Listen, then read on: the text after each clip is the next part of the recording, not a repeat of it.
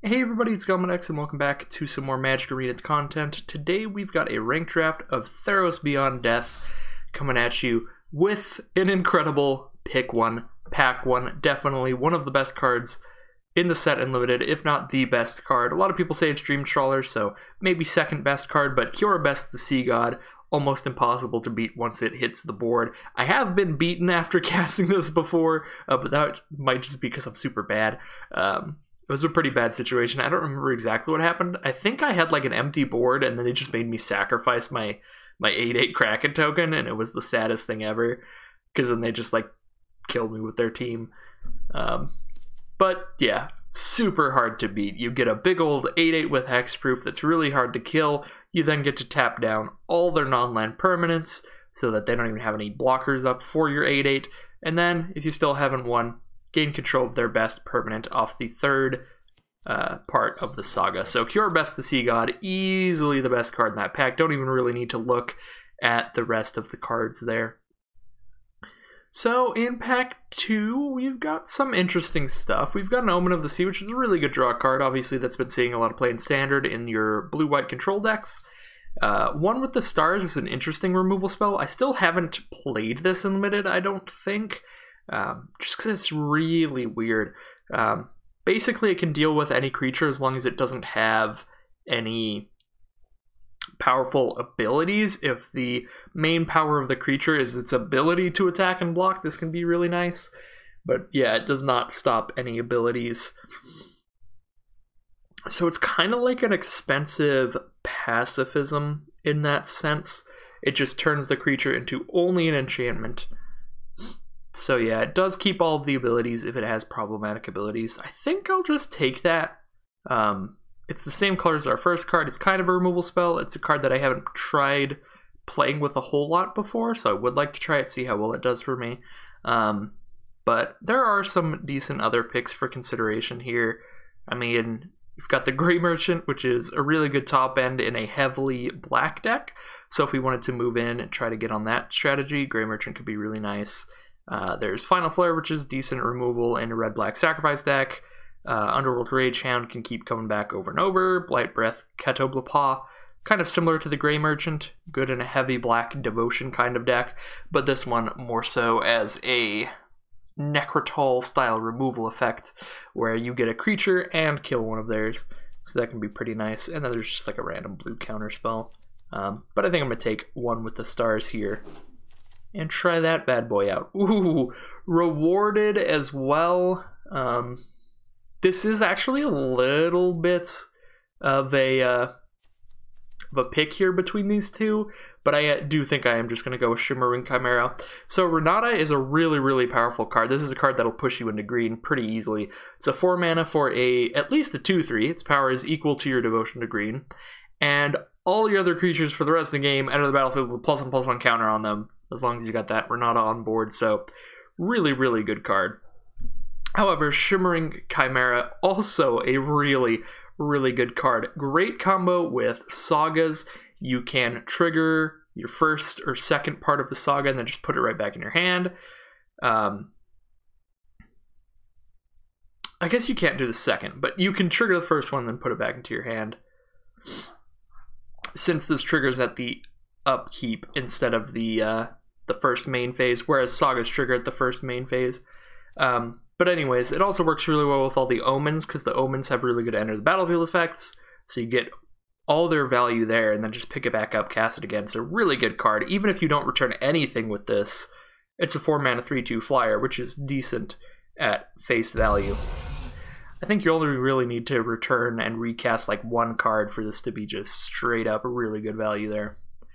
And I really like how these packs are lining up for us. We're getting a lot of good synergistic cards in our blue, just in general, without even having to jump into a second color yet, because now I think I'm going to take the Shoal Kraken. It's a nice 5 mana 3/5, good in a deck that has a lot of enchantments in it. Every single card we have so far is an enchantment.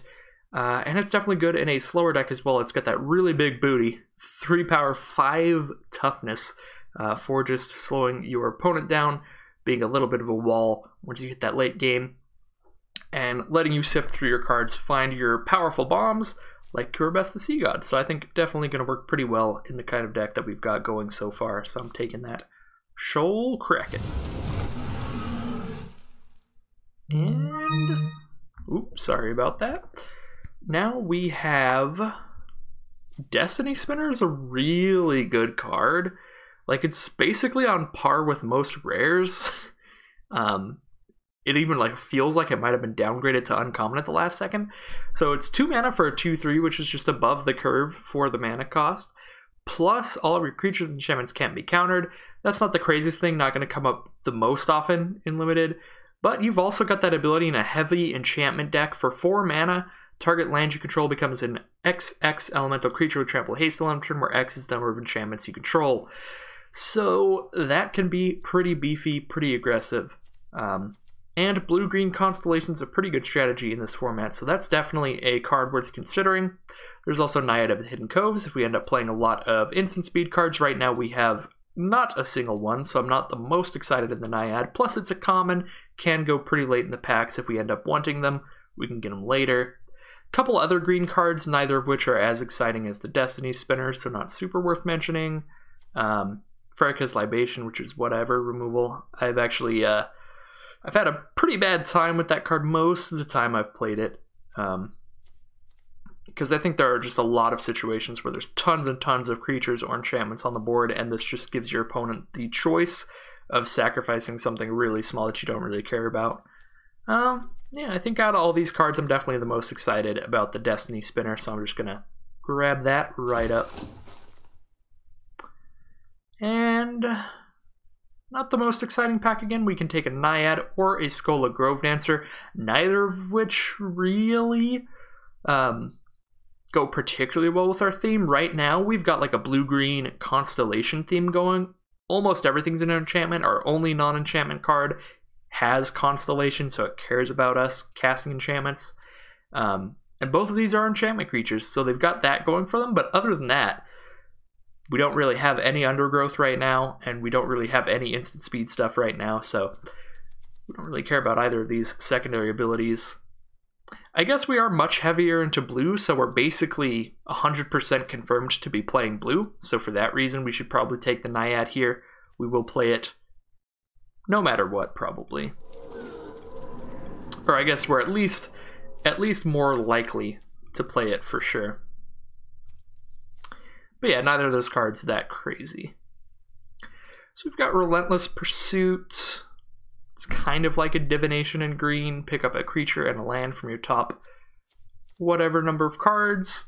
So that seems fine. There's also Zetessan Skirmisher, which does have Constellation, but it also is a pretty aggressive card. I don't know how aggressive that this deck is going to end up being. Relentless Pursuit is a little bit awkward if you have a decent amount of non-creature stuff, and I think our best card in our deck is a non-creature thing, so just like hitting Cure Best the Sea God off Relentless Pursuit would be the saddest day ever.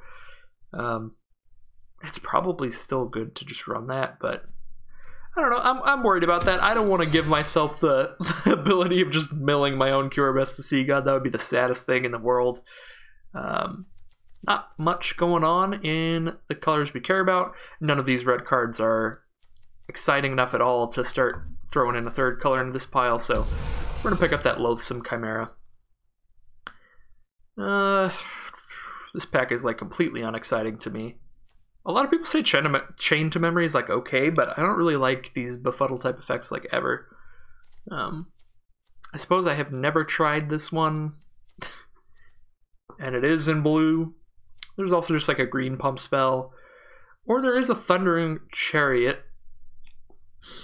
Another weird card, but seems okay overall. I also don't have any in my collection, according to my collection tracker. So might pick up a Thundering Chariot just to have it for the collection, because this pack overall, not the craziest stuff, not anything I'll be super missing out on. So I guess I'll just take that Thundering Chariot and have one in my collection. I've got a Plummet, Sleep of the Dead. Both of these cards kind of suck. I mean, they're fine. Like, Plummet's definitely fine in the sideboard, but as it is a ranked draft, we are only going to be playing everything on our main deck. We don't get to sideboard stuff in, and I don't really like to main deck Plummets, so I'm just going to take the red card. Maybe we randomly will end up switching into red for some reason. None of these cards are that exciting. Ooh, 3 green cards here. That's very nice. I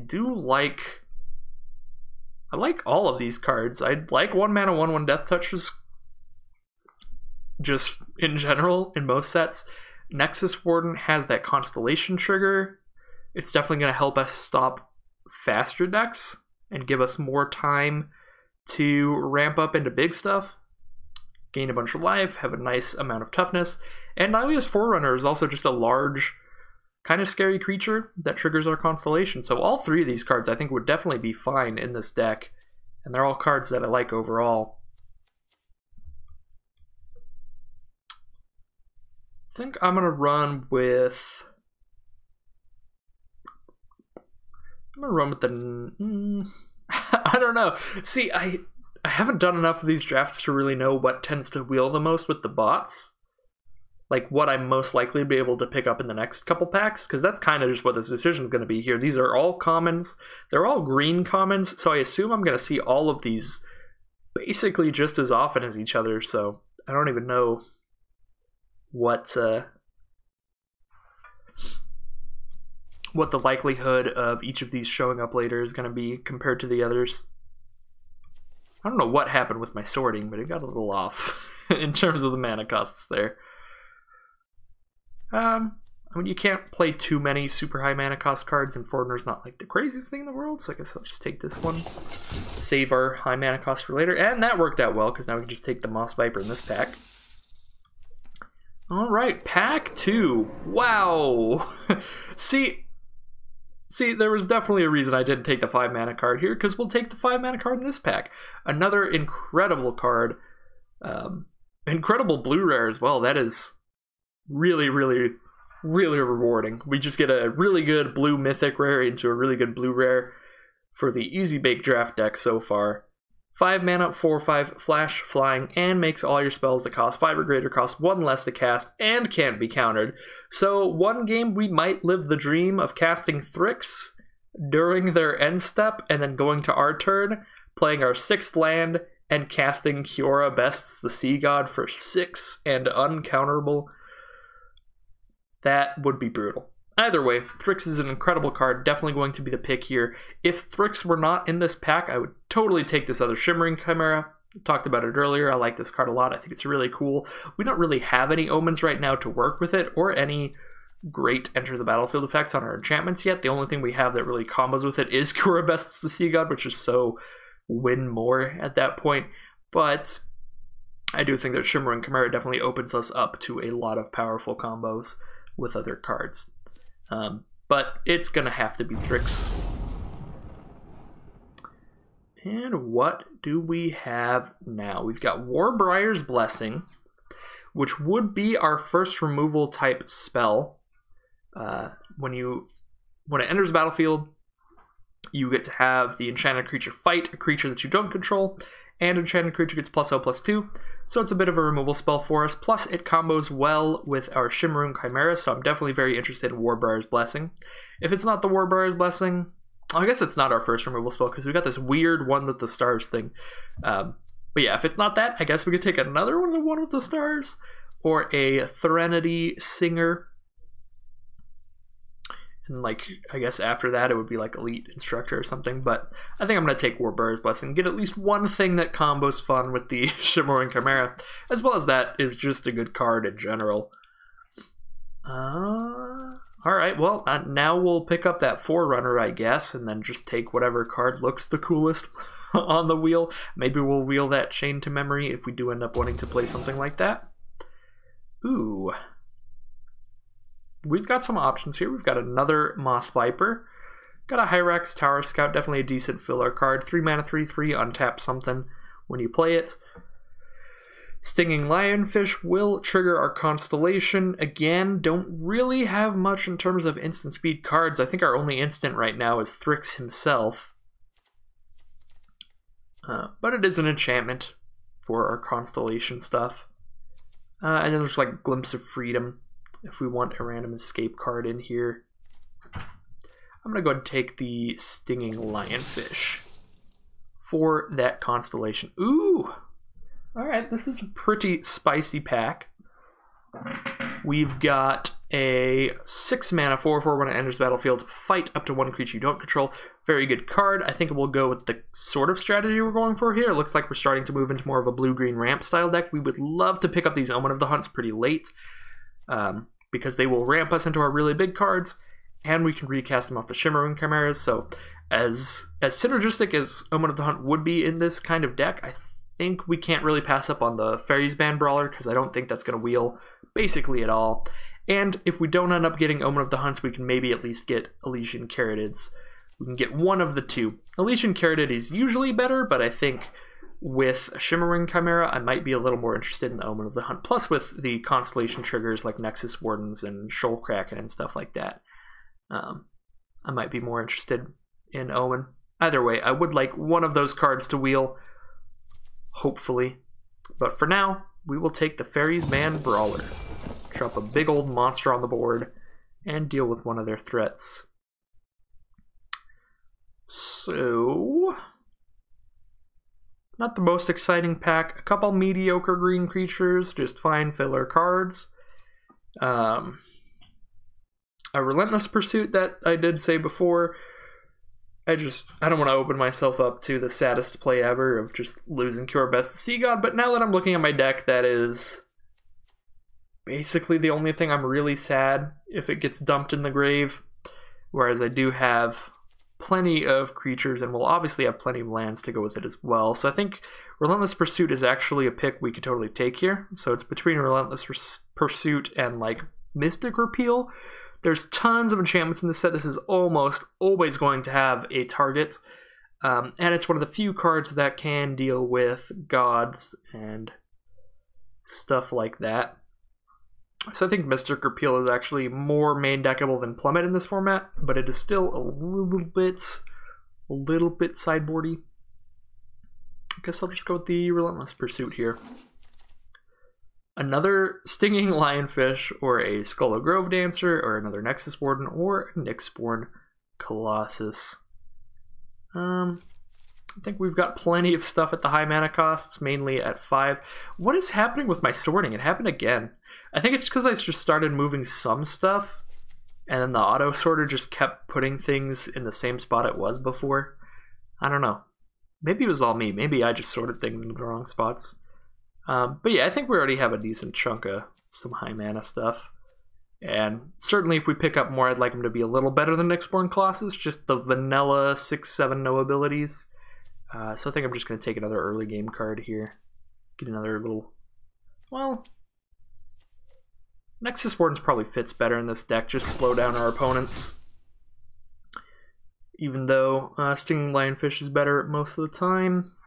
Here we can take Return to Nature, which is definitely main deckable. This is, I think, 95% of the time going to have a target. You can exile one of their escape cards, or you can destroy one of their enchantments, or the least likely option on this is destroy an artifact. But with the ability to destroy an enchantment or exile an escape card, you're almost always going to have a target on this one. So we can run that for now. And we did wheel Elysian Carrotid. However, I don't think that's the pack where we're hoping to wheel one. I think that this is from pick 1, because here's pick 9 here. So I think this is the pack we took Thrix out of. I didn't even notice there was a Carrotid in that pack. Alright, some mediocre stuff. Pick up the filler creature. Pick up the Chain to Memory. Moss Viper, Skirmisher, and our final pick is a Gift of Strength. So hey, it's in our color. Not a bad place to be with your final pick, and wow, we are lucky in this draft. It is good to be back. Arasta of the Endless Web, 4 mana for a 3/5 reach, and it's an enchantment creature, triggers our Constellation. We actually didn't end up with that much Constellation. For being blue-green with a giant stack of enchantments, we don't actually have that many Constellation cards. Either way, 4 mana, 3/5 reach. Whenever an opponent casts an instant or sorcery spell, we create a 1/2 green spider token with reach. Fantastic card. Love to see it. Shoal Kraken would be a fantastic wheel, as would Nessian Hornbeetle, as would Elysian Carrotid, as would Omen of the Sea. really good pack for our deck here. If we wheel any of these 4 cards, I am incredibly happy here. So let's start it off with an Arasta of the Endless Web. And we get an off-color rare passed to us. It is Haktos the Unscarred. Definitely completely uncastable here. However, I don't have any in my collection right now. So if there's nothing that goes incredibly well in our deck, I might just take that for rare drafting reasons. And I think I'm going to do that. A bunch of just fine creatures. And a Sea God Scorn. Sea God Scorn definitely better in an aggressive deck as like your final card. Just dump everything back into their hand, finish them off. I don't really know if this is the kind of deck for that. I don't think so. I don't think it's gonna be good enough in this deck to take over, just taking the rare from my collection here. So Haktos it shall be. I mean, this is a rare in our colors. It is a big boy. 5 mana 10/6. All creatures able to block it do so. Whenever it becomes blocked by a creature, that creature's controller draws a card. This is such a risky card. I feel like every time I've seen this cast by my opponent, I've just been happy because I just trade off my field for it and draw a load of cards.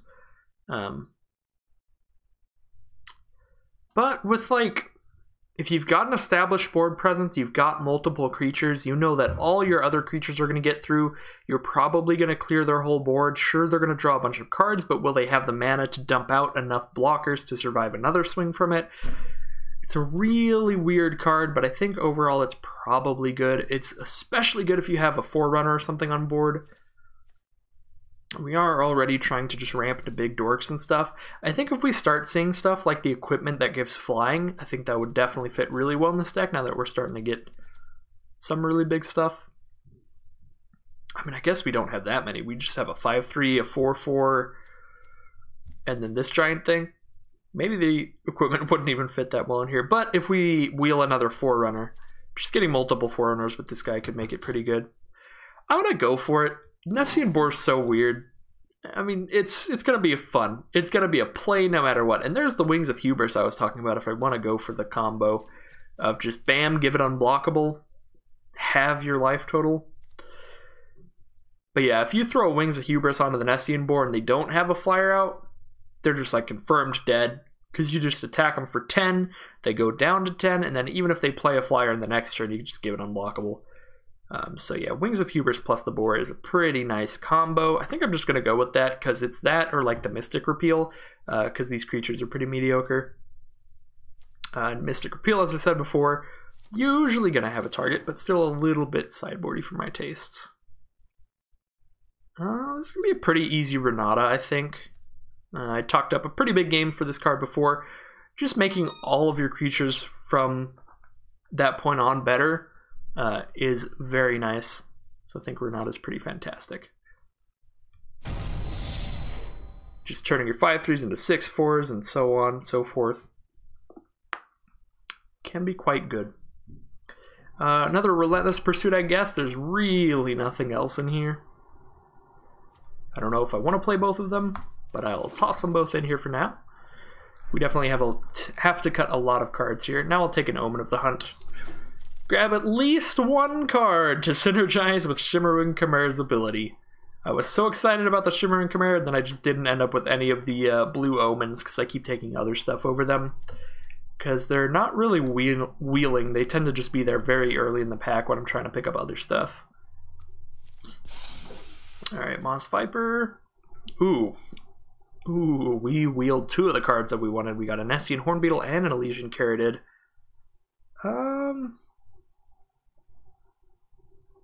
How often am I going to trigger this Hornbeetle? I think that's going to be the difference between if I want the Hornbeetle or the Caryatid. I'm going to want to be able to trigger that beetle like all the time if I'm putting that in here. And I don't think I have the ability to trigger it that often. I've got a Loathsome Chimera, a Nihilious Huntmaster, Renata sometimes, and then like the 5 mana and 6 mana stuff. I think I'm just going to go with the Caryatid. Hornbeetle's definitely at its best when you have multiples of like Loathsome Chimera. That's when the beetle can be really, really spicy. But yeah, I do like the beetle a lot, so I'm not saying Carriad's like the best pick. I think it's definitely between the two, whichever one you prefer. I'll take another Forerunner, go with that boar. Because now I have double Caryatid and an Omen of the Hunt. Probably don't need two. I already have double Relentless Pursuit if I'm looking for that kind of thing. So I don't know about that one either. Grove Dancer, we could probably run that. However, we've got 36 cards in this deck, so we definitely need to cut some stuff here. Alright, Chain of Memory, you can get out of here. That was the worst Kingdom Hearts. Okay. Maybe drop the Skirmishers. I'm not trying to be super aggro here. I want to just survive till I cast some big old dorks. Like big old dorks. And then just have a party in the high mana costs. That's what I'm going for. Alright, well, I still need to cut a bunch of cards. Cut a Viper. This is always where I get really stuck. Just whittling down the deck because I never know if I'm like cutting the right stuff. I probably never am. Alright, well, the curve is pretty awkward because I did leave all of my big cards because I like them. But double Caryatid and an Omen of the Hunt helps with that a lot. The deck looks fun. This will be a fun deck at the very least, even if we get totally slammed. I'm not sure how good the Wings of Hubris is in here. It's good with the Boar and the Forerunners. So it's good with like 3 cards. I guess it's good with Chimera as well. We can try it out. If it ends up being awful all the time, we can always just cut it between rounds. I think I'm going to roll with the deck like this, and I dropped my phone on the floor. If you have noticed, the audio is definitely not the greatest in this video. I do apologize for that, but my old headset is not working, unfortunately. I have tried a bunch of stuff to try to get it working, but for now I am stuck with my Snowball microphone, which it is a good microphone for recording for edited videos, because I can do it at a very quiet time and get right up close to the microphone. But for less edited videos, for long form videos like this, it's not the greatest because it picks up a whole lot of background audio, because it is just a microphone rather than a headset, so it's just going to listen to the room as a whole basically. So you can really hear me like squeaking around in my chair and dropping phones and picking up drinks and drinking drinks. And so yeah, it's not the greatest, and I do apologize for that, but it's what I have for now. Alright, so let's hop into our first round here. A little bit of an awkward hand, but that's kind of just how our deck is in general. Doesn't really start up until turn 4, so if our opponent is really aggro here, we could just lose before we really get to get anything on board. But if we do survive, we have some very sturdy cards to help us survive. And now that I say that, we are of course against Boros. Boros, one of the most aggressive strategies in almost every draft format. As you can see by the 6-5 on turn 3, I don't like it. At least we've got Nexus Wardens now to block things other than the 5-5 and to gain some life. Yeah, this is bad. This is really bad. I'm not going to have anything large enough to kill that for a while. Like, I'm not going to have anything large enough to trade for that. Oh boy. I'm going to have to double block that with 2 beefy creatures. Still don't even have enough power on board to kill it. I can block and kill the Careless Celebrant, at least with Nexus Wardens. It would be a trade because Careless Celebrant does get to do 2 more damage when it dies. Another Hero of the Pride. Alright. At least I'm getting to block all the other stuff.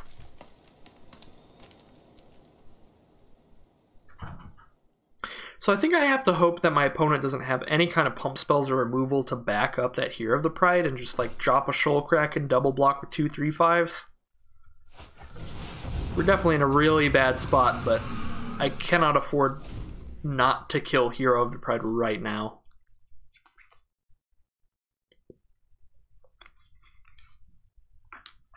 And the other thing is, even if I kill it now, I'm taking like multiple to the face. So the fact that they only attack with the Hero of the Prides is tremendously bad for me, because that means they definitely have some kind of pump spell to target them. So I think I'm just confirmed dead here.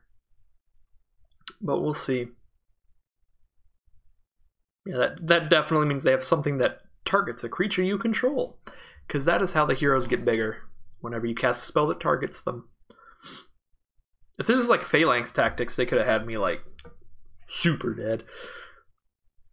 Not 100% sure why the Celebrant isn't joining in on the party.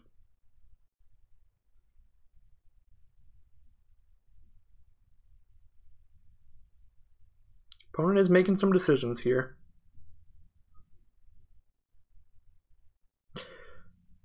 At the very least, we get a 1/2 spider out of this. We get another chump block on the Hero of the Pride, even if we lose all our creatures.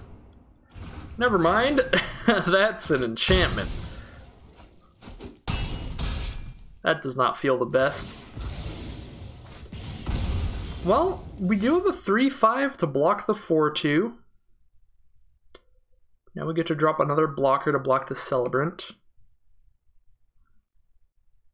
So we're not like dead.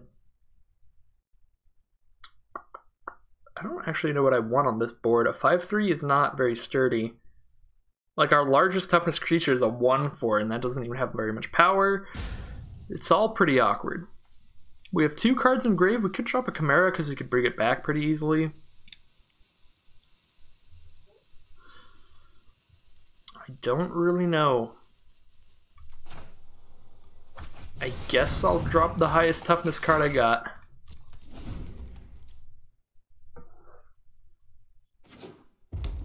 But yeah, and then the argument for Forerunner, even though it's pretty low toughness, the argument for Forerunner would be, it would give me that Constellation trigger so I could draw and discard a card there.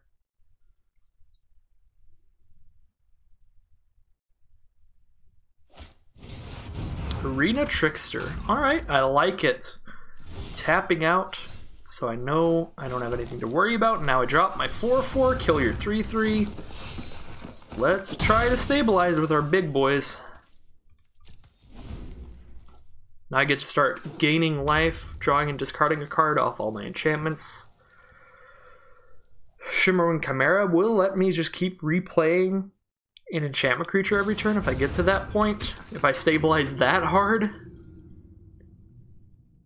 I can't just keep recasting Forerunner or something.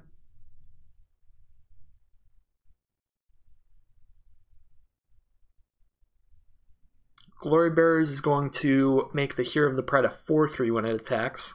All their attacking creatures will get +1 toughness. Nessian Boar. Don't mind if I do. I guess I'll just play a 10/6 as a blocker. So I could just play this 10/6 as a blocker and then just wait till I have 17 power on board and then swing with everybody. They don't have anything that can block flyers, so I think I might just chill with this boar and just start poking them with a Shimmering Chimera. I can also attack with the boar. They'll be forced to block it with everything. I do 1, 2, 3, 4, 5, 6, 7, 8, 9, 10. I get to kill all of their creatures if I attack with this boar. They do also get to draw 4 cards, and they get a trigger off the Celebrant. Trigger off the Celebrant doesn't really matter, because it can only do 2 damage, so they can't kill anything with it. They will kill the boar. Alright, if they do just attack into the boar, then the hero will survive the boar attacking, obviously. So 2 red mana up. I feel like they wouldn't be attacking into the boar unless they knew they could kill it, so I'm just going to block with the 3/5. If they have the pump spell to kill it, they can do that. If not, I guess we just kill it anyway. Omen of the Forge, okay. Definitely not the greatest line, Oh! Oh, nope, nope, the line is fine. I just did not read the aspect of Manticore. I didn't read the card, and reading the card explains the card. So yeah, aspect of the Manticore only gives first strike till end of turn. So they couldn't omen before damage to make sure their guy survives. Alright, let's... I can play Shimmering Chimera and Loathsome Chimera, so we'll do that. So we gain some life and get another blocker. And I don't really want to send in the boar. I don't want to give him more cards. Oh my god, what is this? There's about to discard your hand and discard, or then draw 3 cards. That's pretty good. Got some new fuel over there. Still nothing to block the flyers. So that's cool. I think I just have tons of blockers here, so we're just on the flyer plan until I hit 17 power, and then I just kill them. Alright. So with Forerunner on the board now, I think next turn would be a lethal attack. 4, 5, 6, 7, 8, 9, 10 toughness? Well, I guess never mind. So none of the trample on the board matters. So it would be 4, 9, 10, plus 4, 14, 15, 16, 17, 18? Actually, that would be lethal. They don't have any kind of instances of being a lethal attack. How risky am I feeling? You know... Call me a wuss, but I'm gonna wait another turn, and then we're just gonna go for it, because now I've got 10 power Renata to get in there too. I think now an attack is much less likely to go wrong. Because yeah, now I can just send in a few of them. Probably just leave back my like 1/4 and 1/1, so I just like definitely don't die on the crackback, even if they had a fog effect or something. Indomitable Will. Make it juicy, thick Glory Bears. 4, 6. Very large blocker. But I think the boar is just gonna clear the field for us. Let everybody else get in here. Sending in the ox.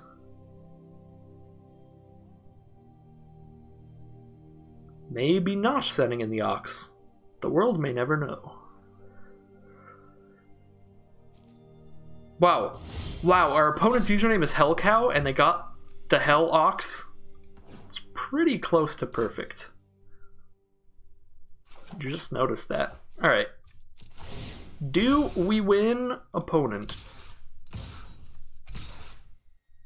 5, 7, 8, 9.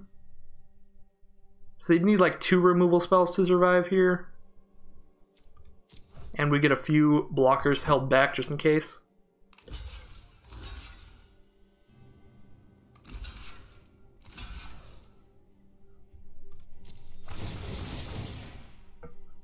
Let's see if they draw into multiple removal spells. So they definitely have to kill Renata first, but then they're still taking 12. So they need 2 removals. They need to kill Renata and Forerunner, and then they take 7. Ooh, get that first strike. So they save their party, gain some life, buff their field. Alright, no removal though, so that will be lethal. That was a little scary. They did get to cast multiple things right before they died.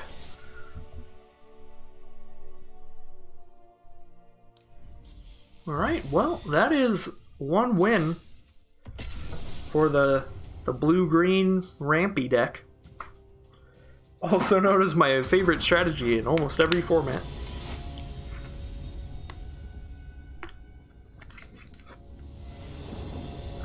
Alright, let's head on into round 2. Again, don't really start till turn 3 or 4, but other than that, powerful stuff here.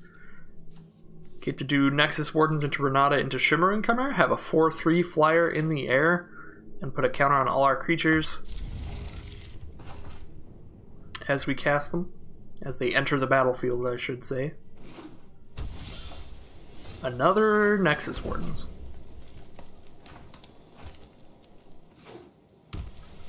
Playing against mono white so far, with a Daxos blessed by the sun on board to gain them some life as their creatures enter the battlefield and as their creatures die.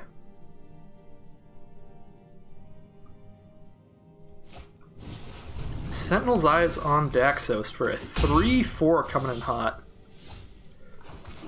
Without any more auras or pump spells, Nexus Warden should be able to hold that off with its 1/4 body. Definitely give me some time to cast some other stuff. They go ahead and attack anyway because it has Vigilance, why not? Just gonna soak up that damage, and we are dropping Renata.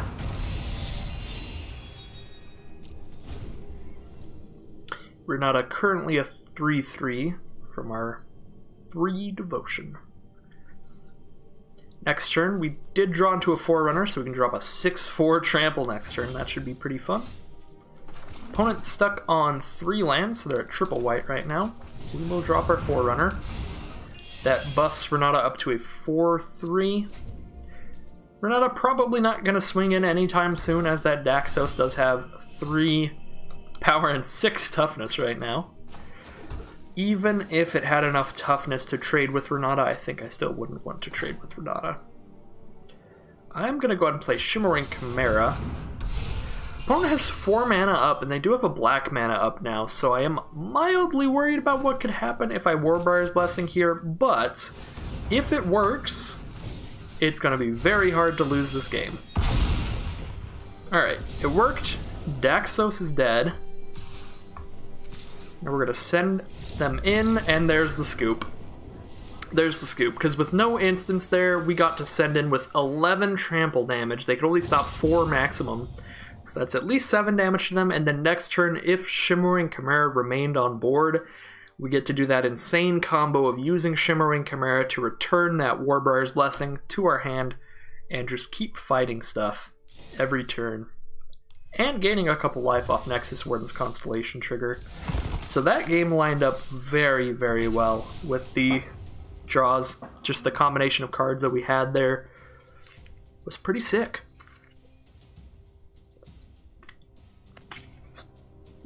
And opponent getting stuck on mana for a bit there did not help them either.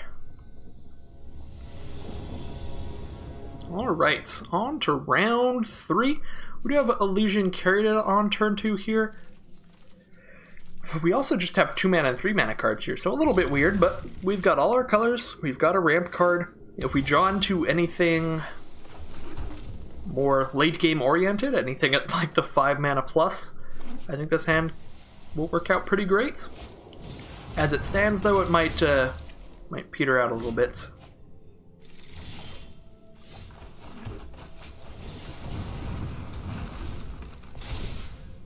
Birth of Melodis for our opponent.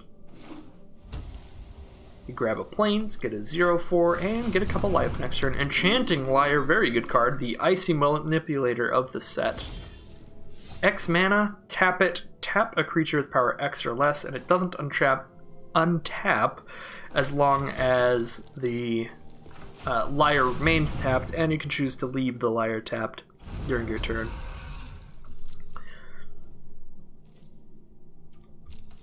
So very good card. At least in my opinion.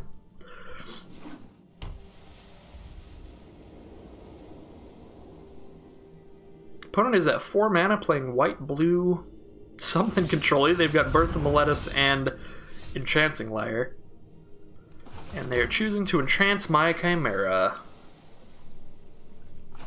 Not the most fun ever. We have just kind of drawn into more lands and a 1/1 over here. Certainly need to draw into something a little more spicy.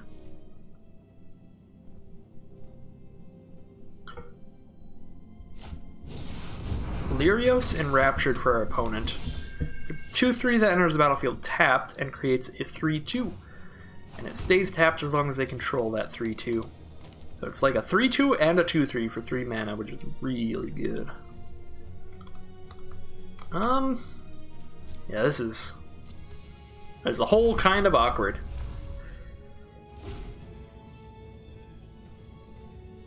Basically said we needed to draw into something big to be the top end of this curve. We've not really done that. We've drawn some small stuff, but very much looking for our large cards. Some kind of threat to push in on this.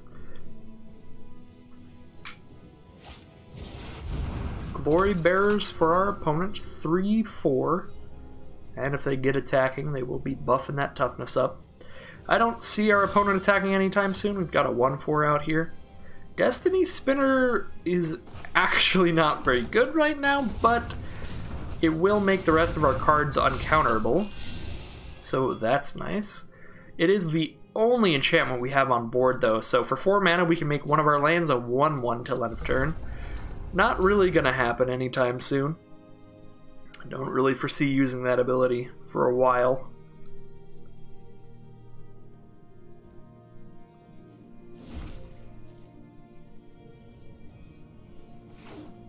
Most of our larger threats are creatures or enchantments, though. So the uncounterability does help playing against blue. They could have some counters. Rumbling Sentry. Good old 3/6 body for our opponent. This game is going to be a long one. Just going to sit here and talk about our feelings.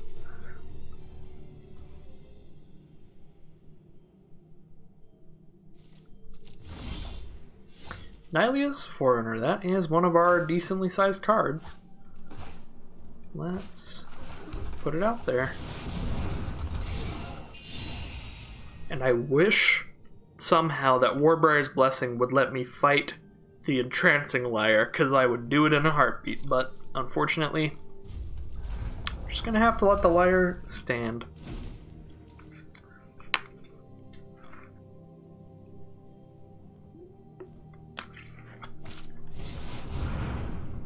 Banishing Light it is, probably hitting Forerunner. Yep. Hero of the Pride for our opponent. Sending in a 3/3, I guess? I mean, sure. Block with a 1/4. Wings of Hubris, that'll get me right out of this mess. That will give me some amount of action. Let's start getting in there.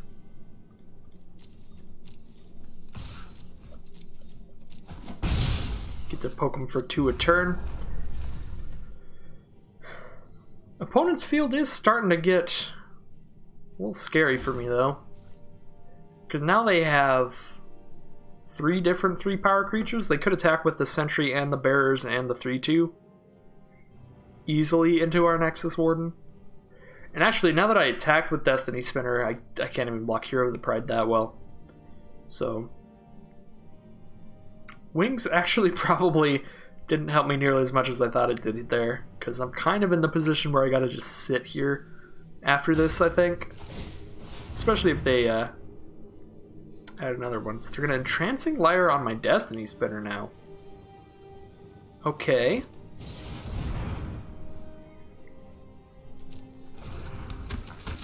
Well, I suppose I could pretend that I didn't attack with Destiny Spinner then, because it would be tapped either way now that they've spent the 2 on it.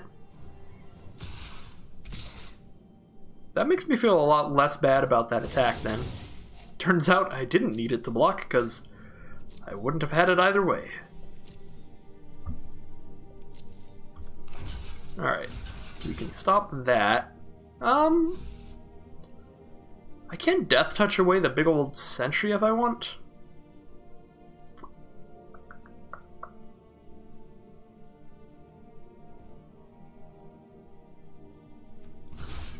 I mean, I think I'd rather Death Touch away the hero. I'm a little more worried about them pumping the whole field because their field is pretty large.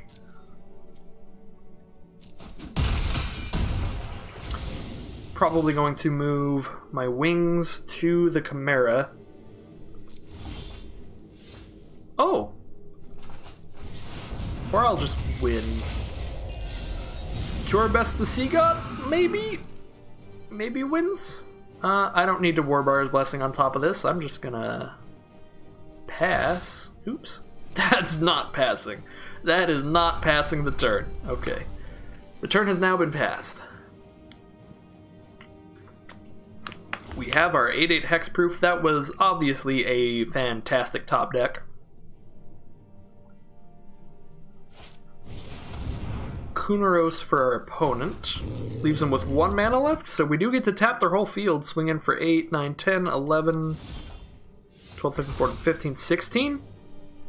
And they don't untap next turn? Yeah, this card is ridiculous.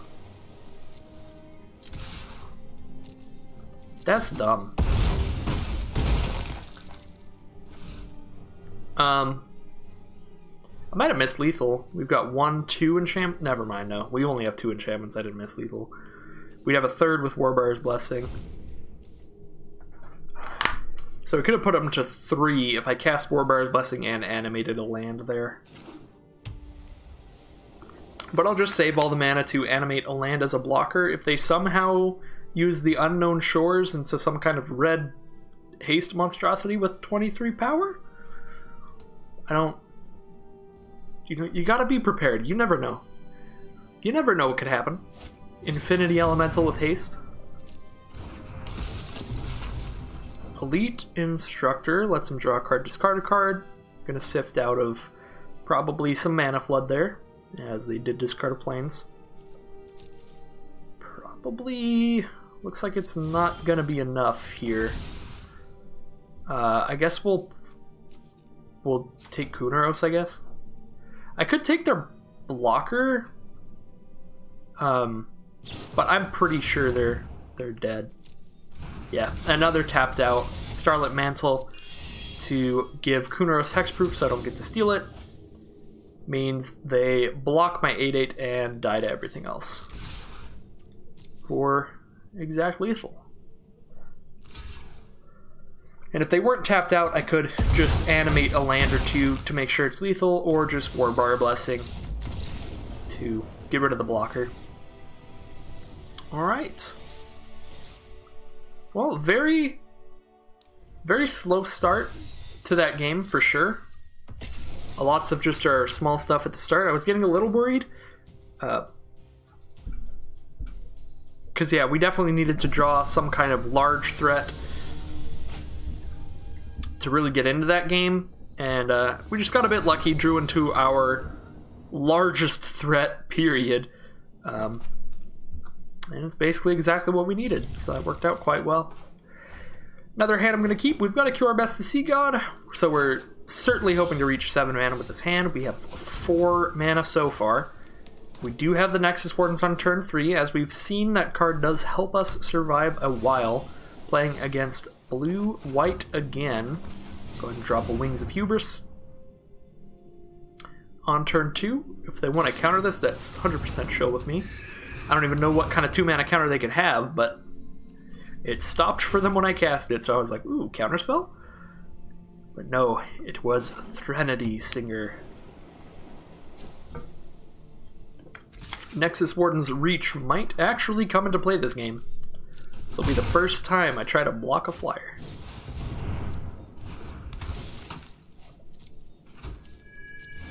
Illyrios Enraptured, yet again. Alright, we got the Nexus Warden. Probably going to block the 3/2. Just soak up some damage for me. We do have the Shimmering Chimera plus Warbar Blessing combo, but not really a big creature to keep casting Warbar Blessing onto. We can, of course, just keep casting it onto the Chimera itself if their board stays as small as it is right now, because Shimmering Chimera will be a 3/4 whenever we Warbar Blessing it, so it can trade with anything that's a 3/3 or less. So as it stands, Recasting Warbearer Blessing on Shimmering Chimera will shred away the creatures they currently have.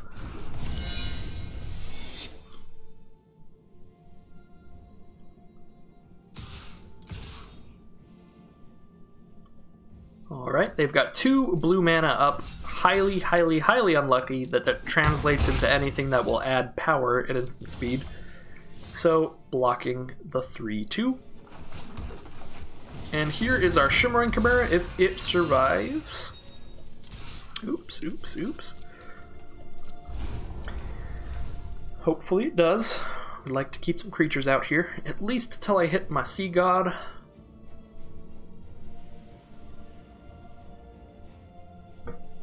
Plus, Shimmering Chimera just in general is one of the most valuable creatures in our deck, especially when we've got the Warbearer Blessing to go with it.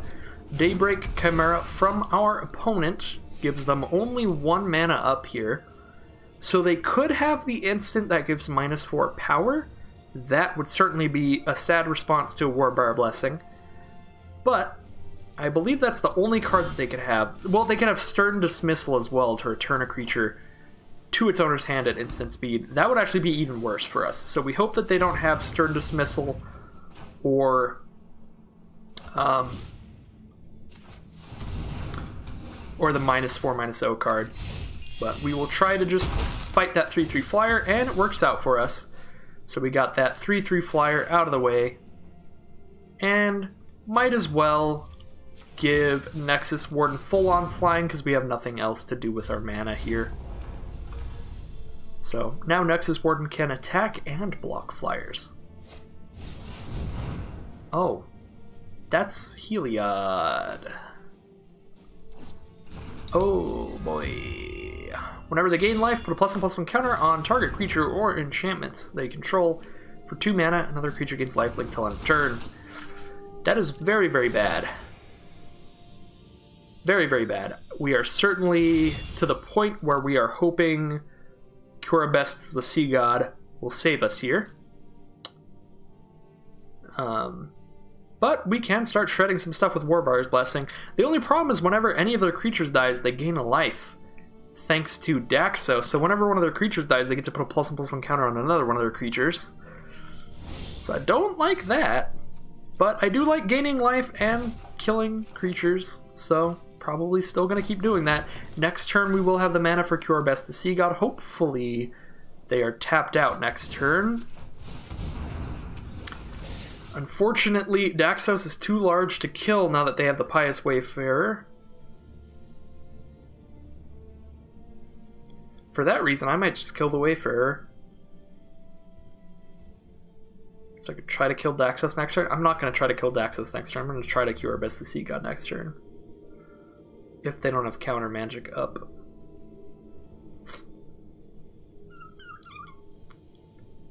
Yeah. God. I'm just going to kill the 3/2. I think that they're likely smart enough to just dump a counter onto Daxos here. If I shot the Pious Wayfarer, I think they would totally just put a counter on Daxos. Get him out of fight range.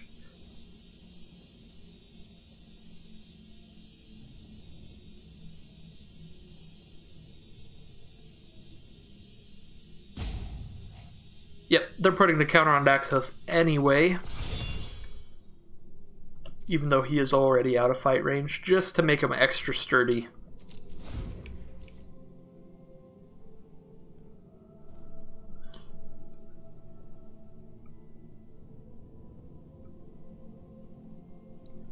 Tap out. Please tap out. Alright, here are the wins. That is them tapping out. Oh no, but Heliod's active now because they're White Devotion. Oh my god. Oh my god. Good old 5/5 indestructible boy.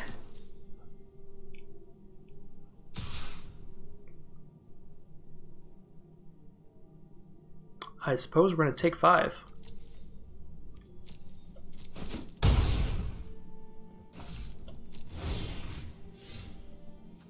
Pick that Warbearer Blessing up.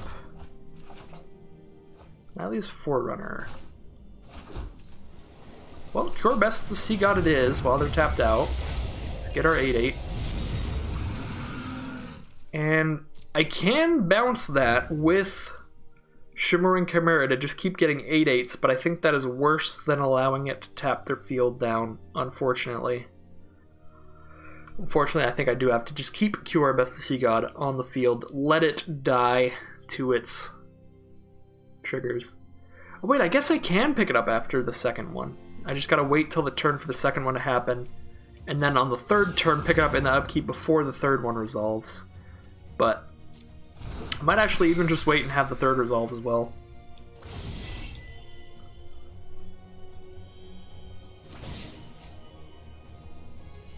Okay. They're playing another creature, and now they have 1,000 triggers on the stack because they're gaining life and getting a constellation trigger and putting a +1/+1 counter on a thing.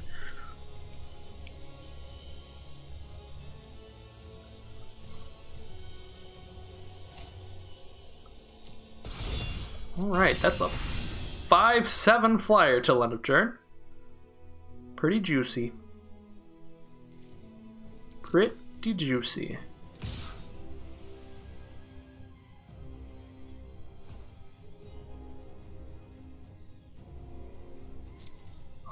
We're gonna take it. Give it lifelink, so they gain a bunch of life. If there was ever a game where you could beat Cure Best to See God,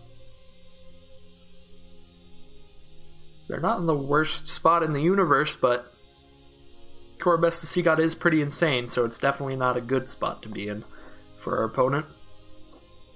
Because we are going to tap their field for 2 turns, thanks to Cure Thing. And then we get to recast it, so we'll tap their field again for 2 turns. But I think they do have 1 turn where it's going to be on tap. So let's see, it's going to go to my turn, this will be at the second mode, tap the whole field, and it doesn't untap. Then I pass to them, their stuff doesn't untap. Goes to my turn, I recast it as an 8/8, and then their stuff will untap. So they will have 1 turn where their field is untapped. For sure. Even if I choose to recast Cure Best to See God after this turn. Ooh, Thrix. Oh my god. Don't actually have the mana to cast Thrix and the Forerunner, unfortunately. That would be sick. But I can cast Thrix and Warbar Blessing. Thrix is instant speed, but I am also a fool. So there's that. And I can kill whatever I want with Warbar Blessing. So let's kill the really big thing.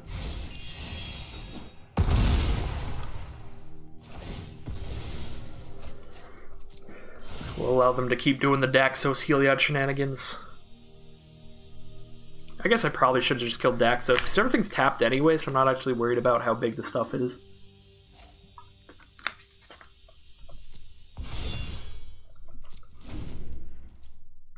Yeah, I definitely should have waited on Thrix. We'll make Cure Best to See God cheaper next turn, but it would have done that even if I casted it at instant speed.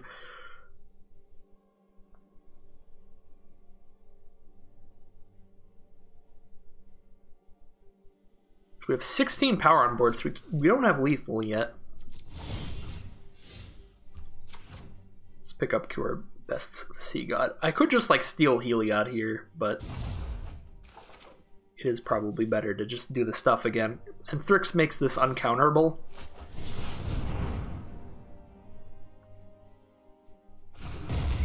So I mean, this is just dirty. I don't feel... This is grimy. I'm not gonna lie.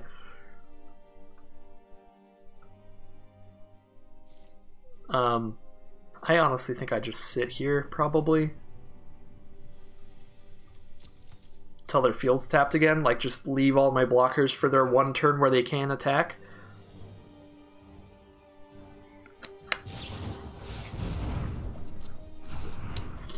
Because we know for sure, unless they have an enchantment removal, this is their 1 turn to attack, and there's no reason to save anything as a blocker, so we need to just be prepared for a big old alpha strike here.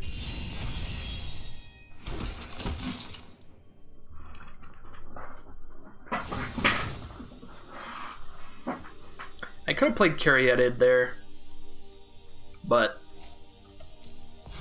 I don't know. Maybe they will draw into a Wrath, and then I'll want my little 1/1 as a backup. I don't know. Probably not playing the 1/1 isn't really like playing around a Wrath, because it's not like you're overcommitting by putting another 1/1 out there. I think if they Wrath, they Wrath. The Forerunner, though, maybe we save the Forerunner in case of a Wrath, because that's something that actually has some presence to it, instead of just a 1/1. Probably should have just played Carry to have the mana, because we do have a lot of stuff to play around with, because we're recasting large stuff every turn. It's gonna be a very big hero.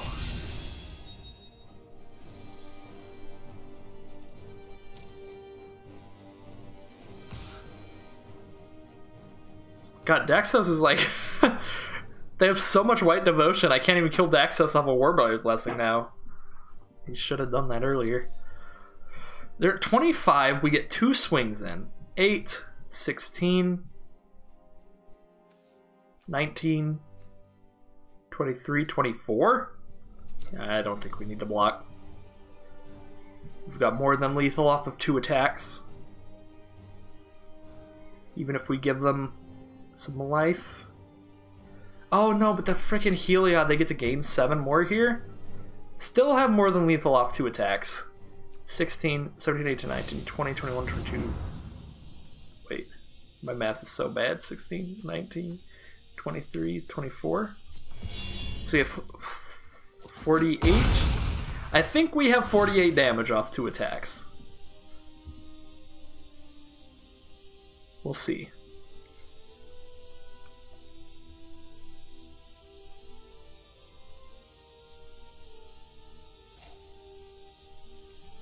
Okay. Pick up Warbrother's Blessing because we want the second mode of Sea God to happen here. So yeah, I mean, I think this is just going to be 48. Yeah, so they're at 8 life. I might even just want to leave Warbrother's Blessing in hand at this point. Just save all this stuff. Because if they don't Wrath right now, it's over.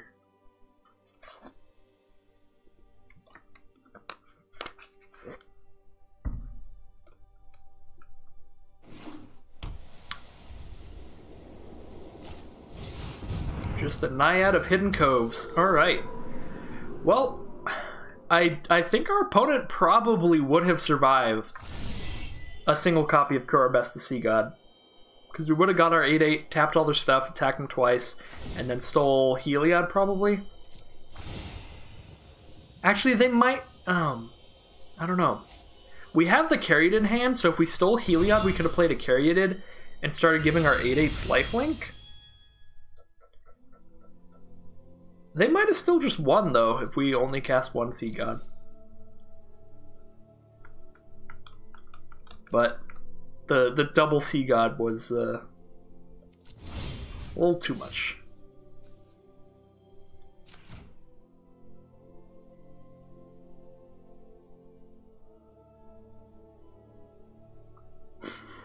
So I did say when I was drafting, when we drafted the Shimmering Chimera, I'm like, the only thing we have that combos with this right now is Kurabest the Sea God, but that's so Windmore because it's just like the craziest song in the world. And then we kind of actually needed to cast 2 Kurabest the Sea God to win this game. So, our opponent is a very, very nice deck. Played very well as well. I don't know how much we earned this here. But yeah, this is super lethal. Don't even need to Warbrother Blessing their fresh boy. They are trying their hardest, they're gaining their little bit of life there, but still far over lethal. Alright. So I don't think we've dropped a game with this deck so far. Which is pretty nice. We have a black screen. Alright then. What is going on? This is all I can do is get into this menu. Okay then. Well, let's reboot Arena.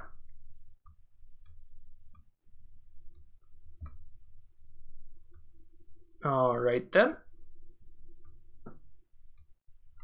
So Arena's back up.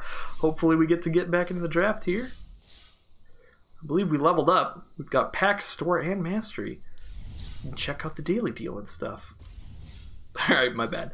Let's get back into the draft. 4 wins, 0 losses. 3 more wins, and it's all over. 3 more losses, and it's all over. 2 losses into 3 wins, and it's all over. Tons of different ways it could be over. Alright. I like this hand a lot. We've got a ramp spell on turn 3. We've got an actual play on turn 2 that does not happen often with this deck.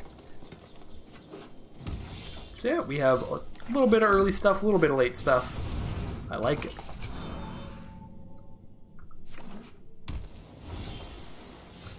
Theros Band Brawler, another late thing. Because of that, I'm just going to swing in for 2, cast an Omen end step here. Or not end step, during their end step. Hope to ramp into one of my 5 drops. I will have to draw a basic in order to do that. So come on, top deck. Let's draw another land after this. Yeah, there we go. Let's play... I'm just gonna play the Forerunner first, get aggressive here. So Forerunner works pretty well in this field if they don't play anything this turn. And they didn't. Heck yeah.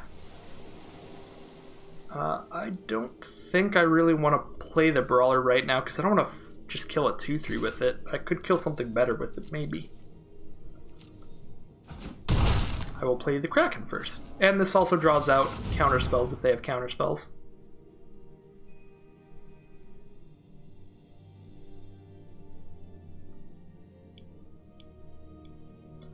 Well, they have counter spells. Alright, I cannot pay 6. So there goes our Shoal Kraken. Eidolon of Philosophy. Do I want to just fight that with the Brawler? Stop them from drawing 3 cards later? Ooh, or Warbar's Blessing. So... I think Warbar's Blessing is probably just my best play here. Play Nexus Wardens first for the Constellation trigger, and then just Warbar Blessing to give Forerunner the toughness to be able to swing in regardless here.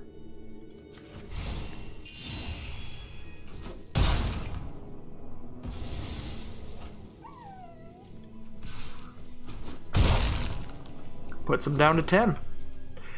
I gotta say, I'm definitely a fan of my choice to play the Forerunner first here. It worked out very well. Ichthyomorphosis will finally put an end to Forerunner's shenanigans, but got 10 damage out of the way there. He did some work. I guess we're Theros Band Brawlering the 2-3. Now they only have 1 blocker. We will slowly but surely kill them. Send in the fish, send them a message. Down to 9.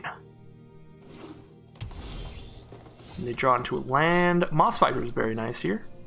I think I'm going to play Moss Viper, save the mana to Scry.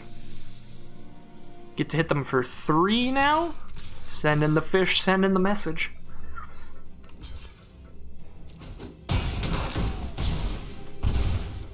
Down to 6 for our opponent. They do get another Naiad. Will help them block a lot. What do we got? Another Caryatid and a land. Gonna put those on bottom for sure. Shimmering Chimera. That's a beautiful draw. lets us recast Warbearer's Blessing. Alright, so we send in these three. Can't really attack with the 2/2 profitably anymore because they just kill it with the Naiad. Down to 5. Here's Shimmering Chimera, which basically says find a large answer immediately or you're dead. Okay, well, they have the answer to the Chimera at least. In that case, I will drop this Caryatid. So they have to block the 4/4. If they block the 4/4 and the 2/2, they take 3. If they block... Well, that's just what they're going to block. They're going to block the 4/4 and the 2/2 if I attack with everybody. So that probably should not happen. We just attack like this again. You know, they are surviving quite a while here, and it might be because I forgot to send in the fish and send in the message. I have not remained aggro. Ooh, I get to shut off the 0/5 here. I think I'm going to shut off the 2/3 because that lets me just attack with everybody. There we go. We sent in the fish this turn, so that means it's over. That's how it works. So opponent got very, very mana flooded there, and basically only drew into their smallest stuff, so definitely feels bad for opponent. Not like the craziest, most well-played victory from our side. I think it's just how the draws lined up for sure in that game. We just got to play some of our decently big stuff, and opponent really only got to play some small little blockers that just didn't line up well. But I will certainly take it. That means we've got 5 wins, 0 losses, running into the 6th round. Alright, definitely going to keep this. We have all 3 mana for our 3 mana cards. If we don't draw a 4th land by turn 3, we can just Omen of the Hunt. And if we do, we can Loathsome Chimera. Or if our opponent starts with a very aggressive start, we can also Loathsome Chimera just to trade off with something early. Warden of the Chain. Alright, we might just be casting Loathsome Chimera because, oh my god, this is bad. Hornbeetle into a 3 mana 4 power creature is one of the scariest starts you can have. It's very, very good. Plus, this Hornbeetle will now be 4 power, allowing them to attack with the Warden of the Chained and Hornbeetle this turn. Seems good. Furious Rise, that'll let them basically draw an extra card each turn. Whatever they attack with, I'm trading with, and then I'm casting one with the stars next turn on the other one. Because I gotta put a stop to this nonsense.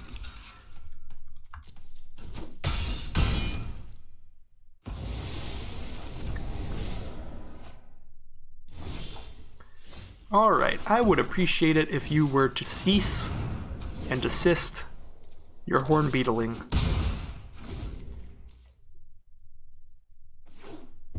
Alright, 5 mana, what you got? Another 4/4. They do need another 4 power creature out to attack with that, but that does activate their Furious Rise, so they do get to just start drawing cards all over the place.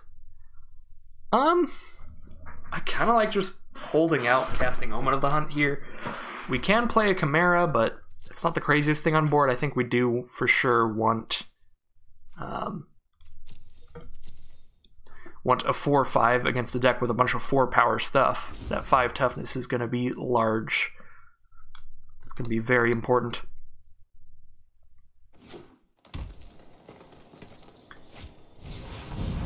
Renata. Oh, this is really bad. Opponent really just has the 4 power deck over there. Very, very good stuff from opponent. Furious Rise, Hornbeetle, double Warden of the Chained, and Renata are the only cards we've seen them cast, and all of those are like A tier stuff. Well, I don't know about A tier, like Furious Rise, but the Warden's the Renata, the Hornbeetle. Definitely the best stuff for the strategy. A 3rd Warden? Get out of my life, opponent. I don't want it. I don't want it. She is my queen. Okay. let's grab an island. Oh, Lord. Lord, okay. Warbrier's Blessing is okay here.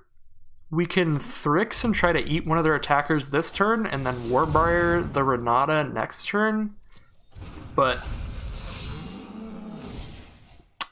yeah, this is bad. This is super bad. Because now the Warden's going to be a 5/5. We don't have any way to deal with that. Do they have removal?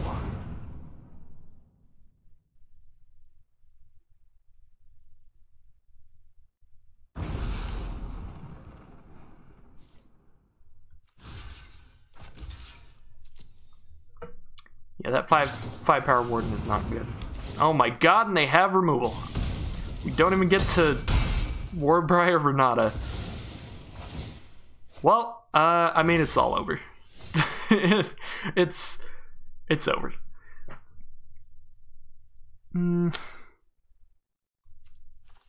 Are we sure it's over?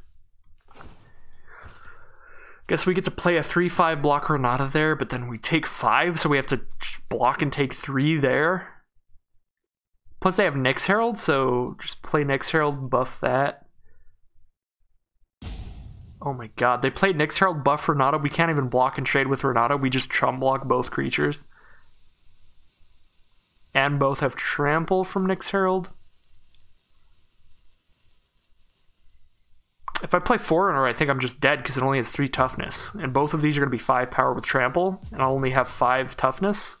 So we just take 5 to the face, go to -1. I think my literal only play is Shoal Kraken. And the only way, like, it's the only way to survive, and it's not even like, it's not a play that leads to winning at all, ever. Because I can play it and chump block both creatures and survive.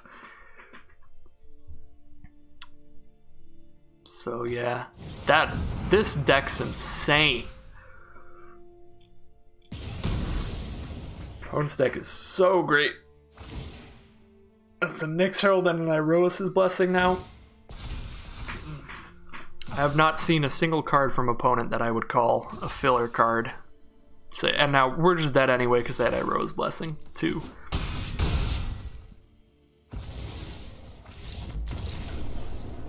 Wow. That's a fantastic deck. Fantastic plays from opponent. Surprised to see that kind of top level spice in the silver ranks. But sometimes the new season starts and gold/diamonds end up down in the silver. I do hit gold and platinum in that pretty often. I'm gonna try to actually hit Mythic sometime. I think the main thing with Mythic, the thing that everybody says is that Mythic is just all about playing a lot.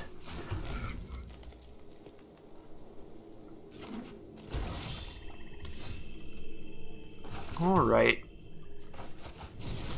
We've got a very fun hand this game. Got 3 rares in hand, if I get the mana to cast them. Only need 1 more mana to cast a Rasta. I'm going to play Caryatid first here, so I can definitely play a Rasta, and if I draw into a land, I could just go ahead and play a Nessian Boar turn 4. That rhymed. Yeah, just Nessian Boar turn 4 if they don't have any creatures out. Mogus's Favor. Card too strong. I wanted to play my stuff. Mean. Well, if they didn't have Mogus's Favor, his hand would have had a beautiful start. But we'll have to go with the decent start instead.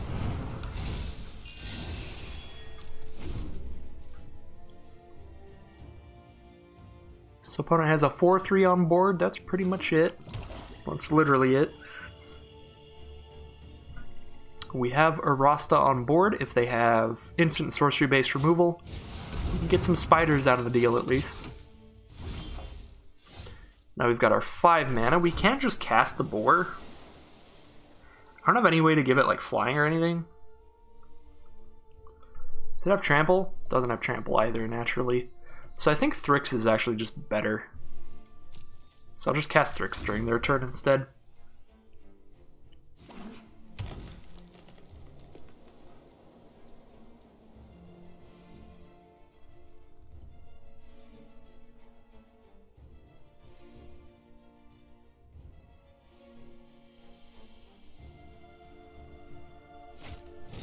Voracious Typhon. Good old 4/4. Escapes for 7 as a 7/7? Yup. Could be a pretty big boy. Alright. Now all our other stuff is cheaper. Thanks to Thrix. And uncounterable if they play an island.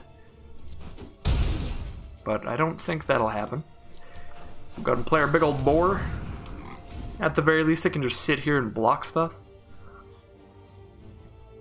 At the most, it'll get a lethal swing in for us later. As it stands, attacking with it isn't super fantastic. It's going to trade with 2 of their 3 creatures.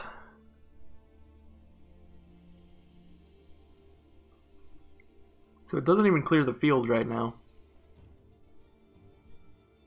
Plus one of their creatures is escape. One of their bigger creatures is escape.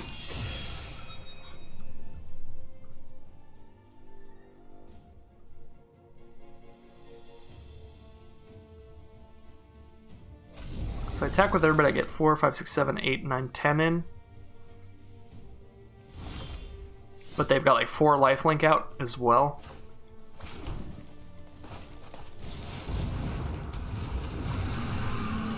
They only have 2 cards in grave, right? So they can't recast either of those. I think... I mean, I get to force them to block with everything. So I get to kill the Gravebreaker Lamia in the 4/3, I guess?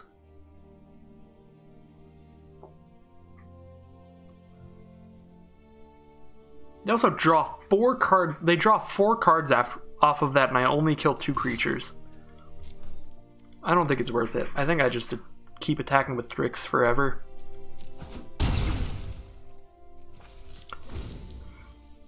Until I have a lethal swing with the boar. And they might even end up just having to use a removal spell on the boar. If they have an instant speed removal spell to deal with the boar, though, that'll be super bad for me. Because then I'll make the Alpha Strike where I attack with all my creatures. And then I'll just get rid of the boar and they can block however they want. And then I'll just lose a bunch of creatures. So that would be really bad. We'll hope that that doesn't happen. Might even want to try to play around that, because they do have 5 mana up, and they're in the black deck, and there's a common 5 mana instant speed exile target creature removal spell. I feel like... Okay, well, if they're tapped out, we're totally fine. But I also feel like they would end up just using that on Thrix sometime soon. So, unfortunately for us, Rage-Scarred Berserker giving their lifelinker indestructible is going to make it take a decent chunk more time to kill them. And lands are not super helpful.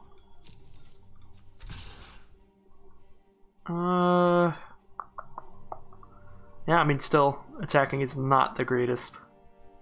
They're at 18 now. They'll draw 4 cards and lose 2 creatures.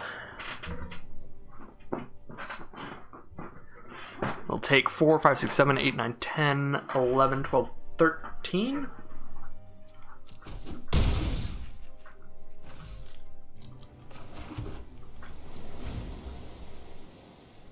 I don't think I have any cards in Escape in my deck, so that's why I'm not just like self-milling off the Grove Dancer. I don't think there's any reason to in this deck.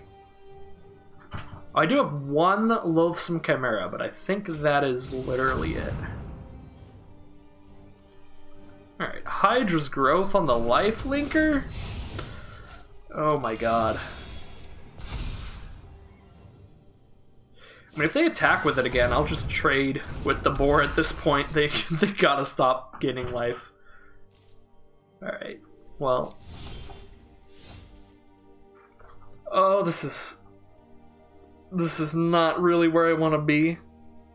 I can attack with the boar to get rid of the lifelinker, but they'll draw 6 cards. Oh my god. They draw 6 cards, gain 6 life, go to 22. Take 1, 2, 3, 4, 5, 6, 7, 8, 9, 10, 11, 12, 13 if I attack with everybody. So they'd be at like 9? But then they do get to crack back with a bunch of stuff.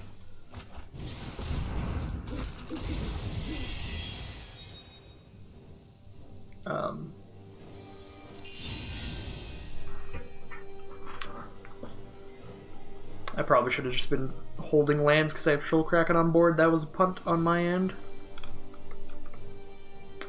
1, 2, 3, 4 enchantments right now. Man, this big old juicy lifelinker is not helping me whatsoever.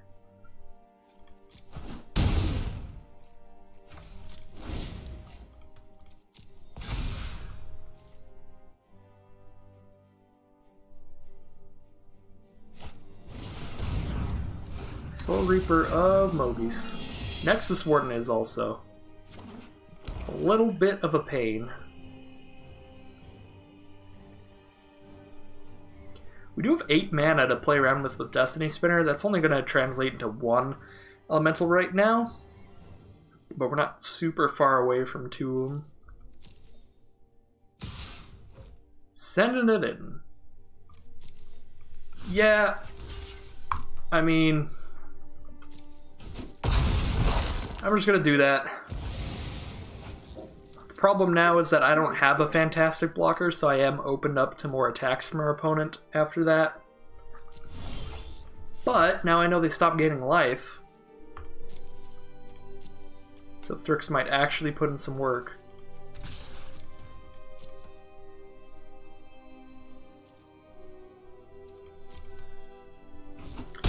So I can start using my lands as blockers at the very least. Trade a 4/4 land for a 5/4 Rage Scarred Berserker. That could be pretty good. Again, apologies for the audio. I have the squeakiest chair in the world, so when I'm not using a headset, the audio is going to be pretty terrible. Oh my god, we might just be dead. We might just be dead. Warbar Blessing is really not good. Oh boy. So there goes our game plan. And our blocking plan, because now we only have 3 enchantments instead of 4. Oh my god, lands! Stop!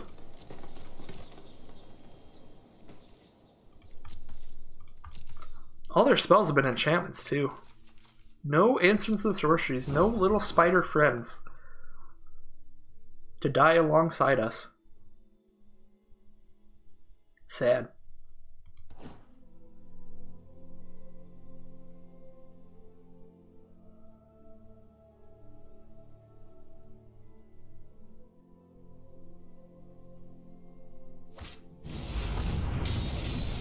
So Voracious Typhon comes back as a 7/7. I don't have anything close to being able to trade with that. I will have to block it with a ton of stuff. Sending in a 5/6. There's no reason not to do this. I don't have anything else to do with my mana. So we'll do that for when we're thinking about how we want to block. So we know that that is available. We only need to block with 6 power.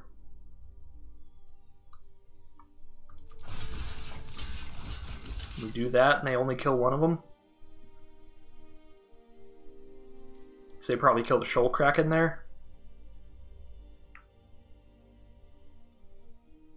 Could also do that with Erasta as well.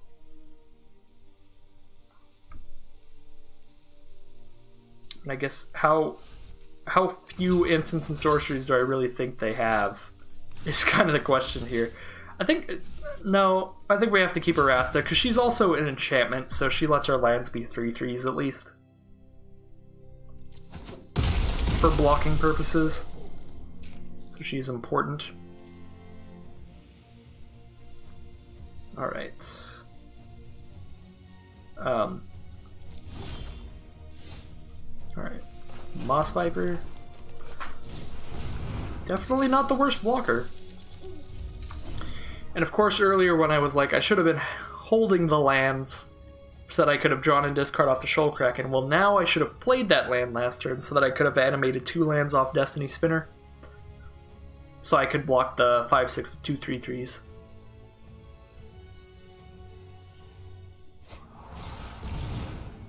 Cling to Dust. Exile target card from a graveyard. It's a creature, gain 3, otherwise draw a card.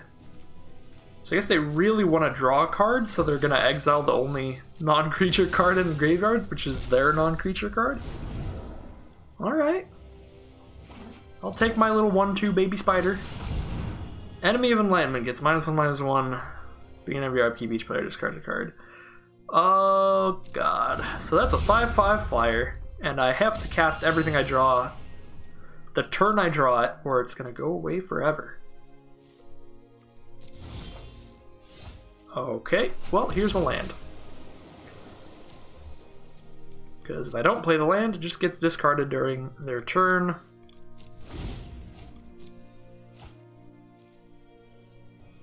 It's going to be another one of those classic Theros Beyond Death games where it's like, yeah, I have lost.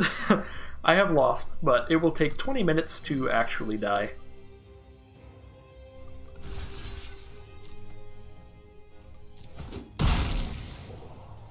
Jump block with our little 1/2 spider.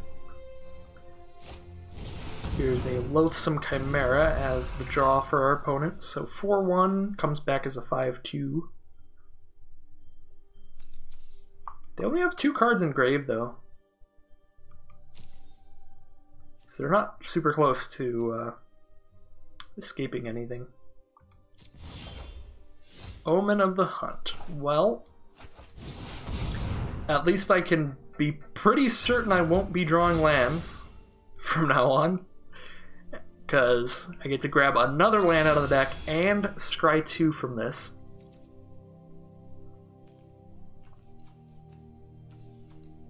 I have 11 lands already. This will be my 12th.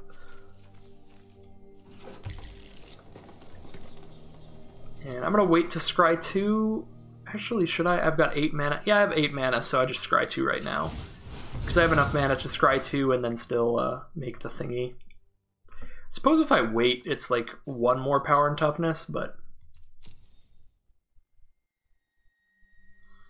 And these cards are cute and all, but I honestly think my only answer is Cure Best the Sea God. Like, Renata's gonna... It'll be cool. Renata'll be like an 8/3. But, like, look, I can't attack into this field, period.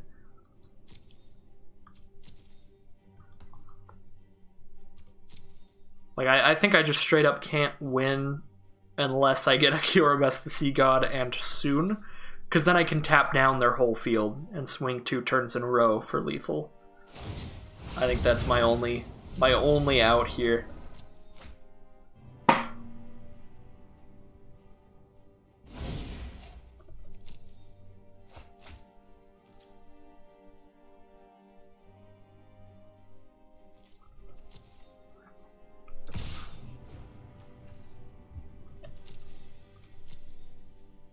Well, we're taking 5 in the air now. We don't have any more spider friends.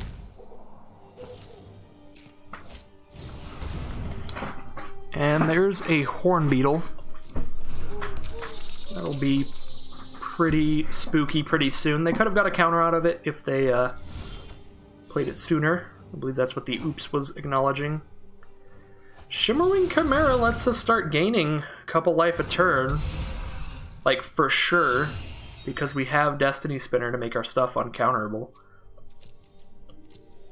So now we're basically only taking 3 a turn. Which is cute. Still not a super groovy spot to be in. I think if our opponent had just been attacking with these Typhons, he'd probably be like dead by now. Nah, why did I say any words? Why did I say a single word? Okay, they've got 4 cards in grave. And they need 4 cards to escape it. Oh, goodness. No reason not to do this.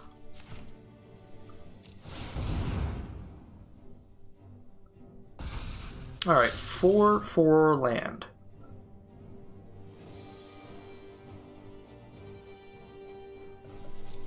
I guess we can kill the enemy of enlightenment now.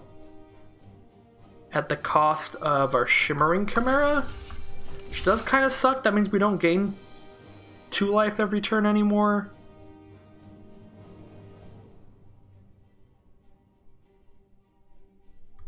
And then we kill the Typhon at the cost of a Viper or a land. It's probably a Viper. So I need to block with 7? So I could block with a Forest and a Grove Dancer and a Wardens. And they get to kill the Wardens and the Grove Dancer. Yeah, I think Moss Viper's probably just the best block I can make there. Alright, yep, they choose to kill the Chimera. No, and Final Death Arasta.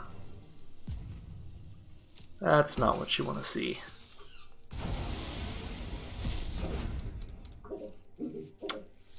That's not what we want to see. At least I get a little 1/2 chump block and spider for next turn.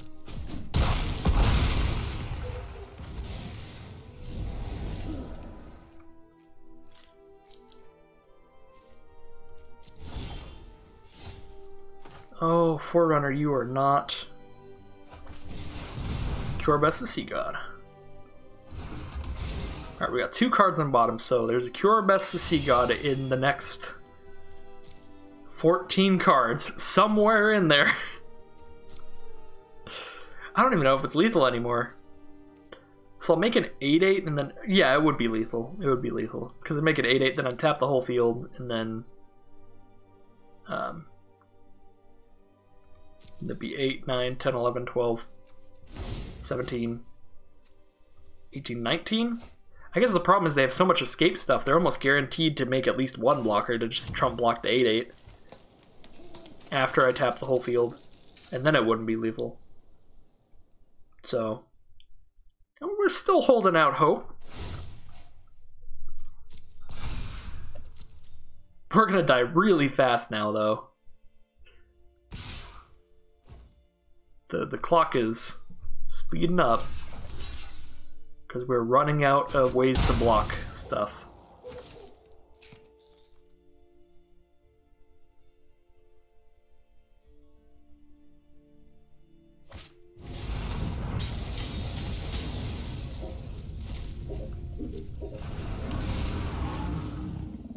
And they are certainly not running out of 7/7s.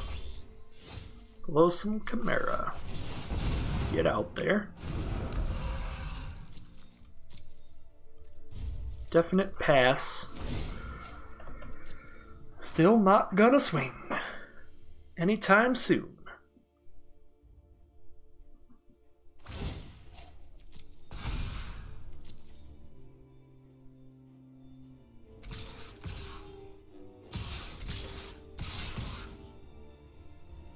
Alright, we're taking 5 in the air, pretty much guaranteed. I still don't think I want to lose my Nexus Warden. Actually, you know, I think I'm just dead. I've got 5 blockers. This is 6 dudes coming in. I'm taking in at least 5, even if I, like, chump block everything. I guess I do get 1 more blocker from Destiny Spinner. I don't know. As I said before, I've been guaranteed to lose for quite some time now, but... there's always that little minuscule chance something crazy happens. So, if I make any mistakes from this point on, I'm just gonna, like, water under the rug. At this point. The boat is exploded and I'm just dumping water out of a bucket. It's probably not worth the mental energy to make sure that this is the best possible blocks in the world.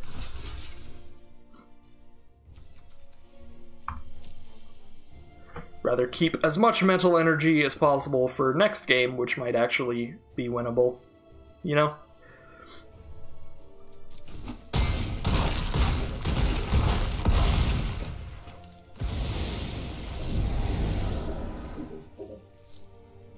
Hey, we get to gain a life from losing our land creature, Chump Blocker, thanks to Grove Dancer. See, there was some synergy to the Grove Dancer in this deck. Grove Dancer Destiny Spinner.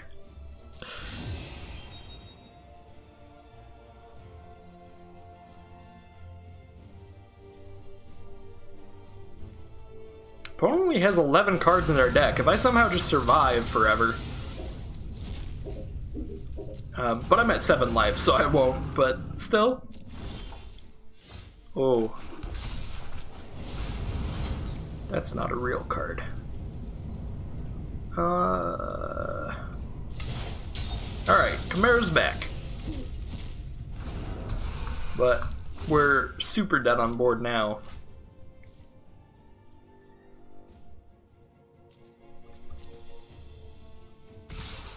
Yep, we cannot block the flyer. I guess we're actually not dead on board. We're taking 6 and going to 1. And losing all of our creatures. Get ready for this one. It's gonna be spicy. Oh wait, I can't block like that. Why on earth would I block like that? That's the dumbest.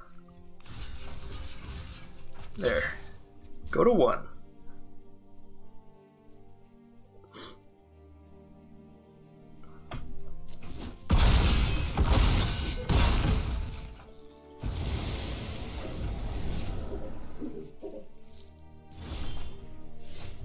And a carry added. Definitely dead in the air.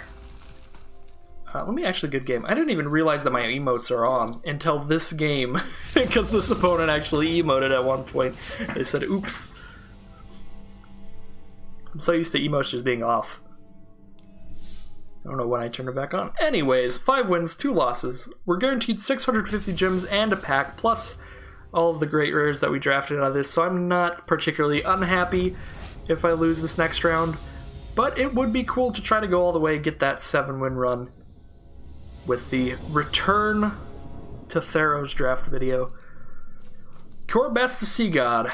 Wow, we have spicy stuff, but we don't have the mana to cast it. This is a risky keep, especially when I really want to hit the 7 wins, but these are our bumps. We're just going to draw land every turn until we hit 7 mana. It's like during the Theros preview event, I had that one draft where I accidentally kept a no-lander, and I drew a land every single turn for the rest of the game. Like, to the point where I lost to Mana Flood off the no-lander. It's gonna be like that. Just wait. It'll be awesome. All you gotta do is believe in the heart of the cards. I see our opponent is on their way to collecting the full set of beautiful Theros Starry lands. I think these are super cool.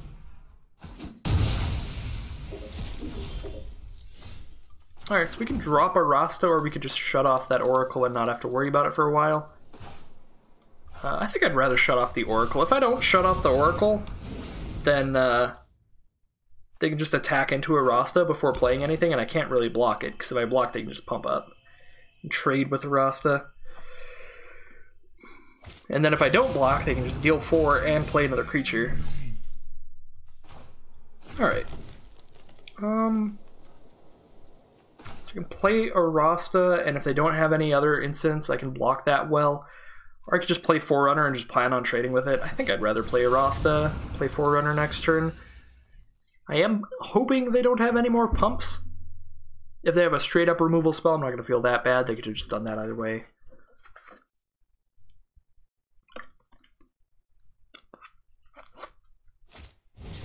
Especially if it's an instant or sorcery. Enchantment makes me mildly sad.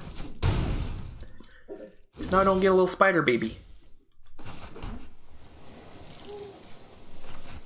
Well, we are 1 land away from besting the Sea God.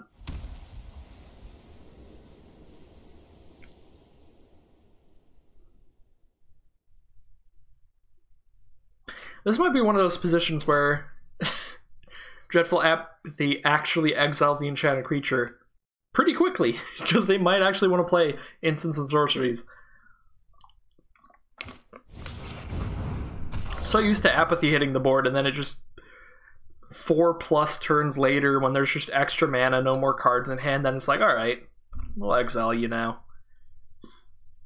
But this might be one of those times where Apathy triggers in a couple turns.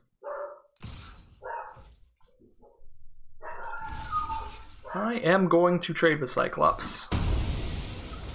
It's pretty thick. Well, there's our mana for Cure Best the Sea God.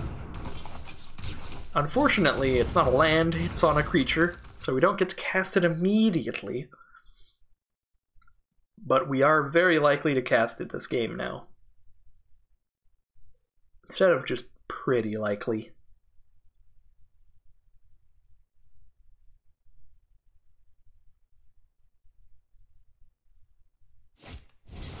Aspect of Lamp. No! Oh! No! I can't. My life. Oh, Jesus. Alright. Okay. This is colossally bad. Opponent now gets to gain 3 every time they attack. Even if I do get to just block every turn. Do they have a pump spell too? Get out of here. Stop looking at your hand. What is this? No! You know what? We got a spider. We got a consolation spider prize. It's gonna be fine. We have a 1/2 and a 1/1. We'll be fine. We've got this handled. I honestly think the 1/2 spider is more valuable than the Caryatid now. So we'll attack with the 1/2 and block with the Caryatid if we're chump blocking anytime soon. Alright, so they're out of cards to play. Or at least expensive cards to play. So Rasta is gone. My god, if they're not out of cards, I'm really dead. But if they give me the time to maybe draw into an answer this century, we could be fine.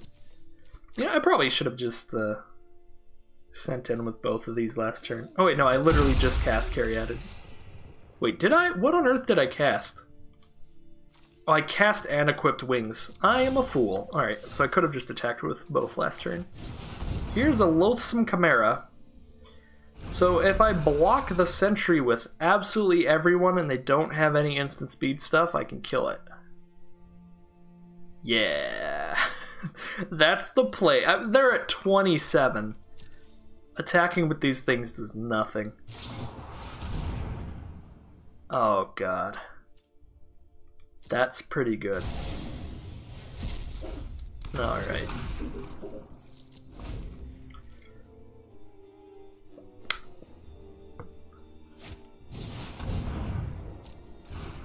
Well.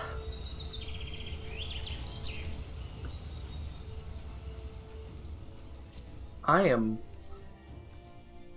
getting demolished.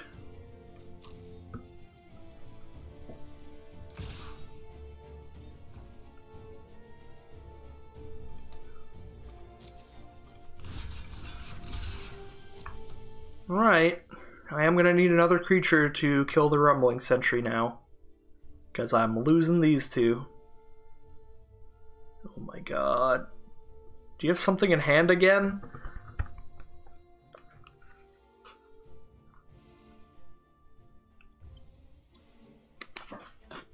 I'm fine with trading these two for that one. But if they have like another card in hand here...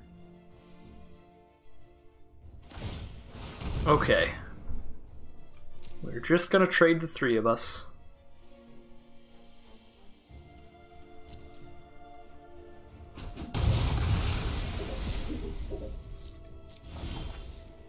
There we go.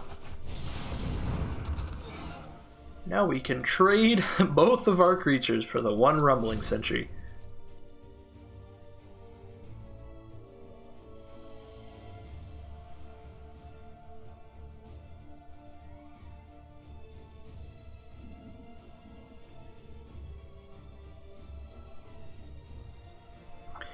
Two cards in hand for our opponent. They definitely could still have more gas. Oh. Man. Said I wouldn't be disappointed with going 5-3, but it didn't have to be this bad. The Rubbins.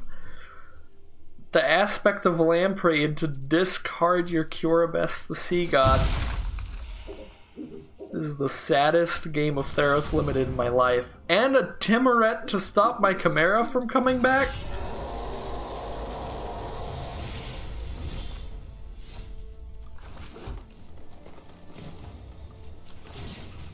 I don't even know like what this deck strategy that my opponent is using is, but it's demolishing me.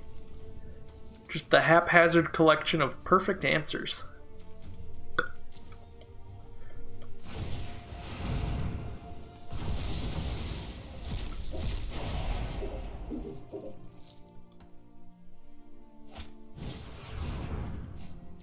Oh my god, now they can give protection to the Rumbling Sentry even if I do find a way to deal with it. That is quite good. Alright, well, I mean, I'll trade with Timoret. Because he's a douche. Oh wait, no I won't, because they have an Alcyon. Yeah, I mean, it doesn't matter. I'm so dead at this point.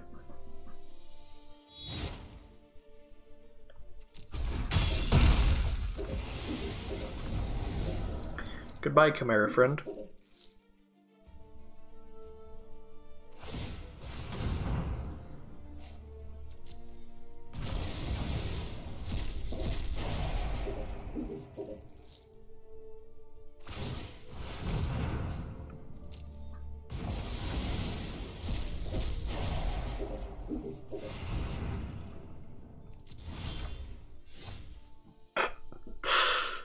Oh no, that's an aura. That is an aura with no creatures on board. Warberry Blessing would, you know, be pretty spicy in most situations. This is not one of them.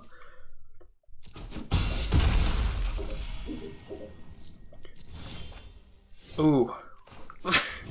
My deck performing as expected.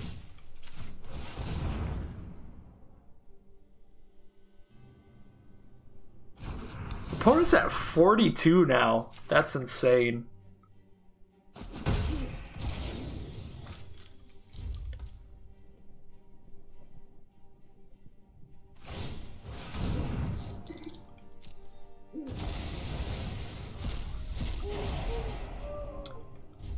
Man, it has been a while since I have just had it handed to me like that brutally. This is worse than that red-green deck that had like all the gas. This is more of a brutalization than that match. Whew. Well, that is going to end today's draft. Thank you all so much for watching.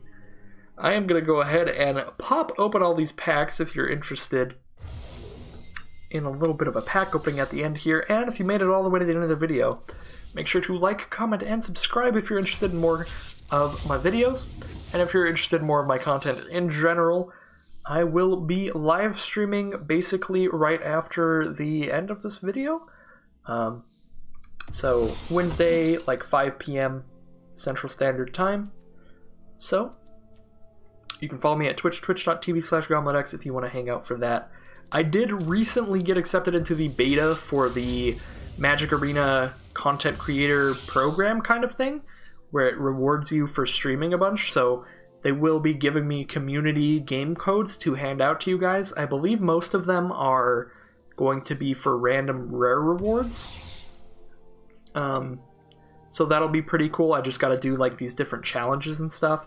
I might make a video talking about that because there is one of the challenges is that you get 50, like 20 or 50 community game codes for making a video or a stream talking about the program and seeing what people are interested in the program. So it's pretty cool. I'm pretty excited about it. I am definitely going to start streaming and making videos again, as you can tell by the fact that you're watching a video right now.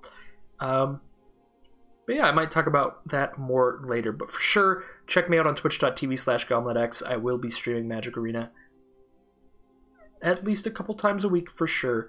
I've said that before, but, you know, life stuff has happened. But now I am basically 100% certain.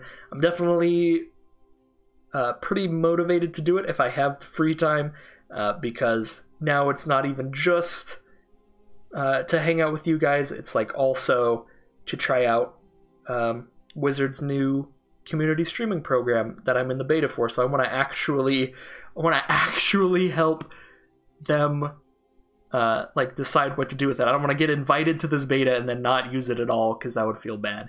I don't want to. That just feels like a dick thing. So I'm gonna make sure to actually stream a bit for you guys and Wizards, just as a thank you for them inviting me to that program. So anyways, thank you all so much for watching, and I'll see you all again very soon, for sure, with more Magic Arena content.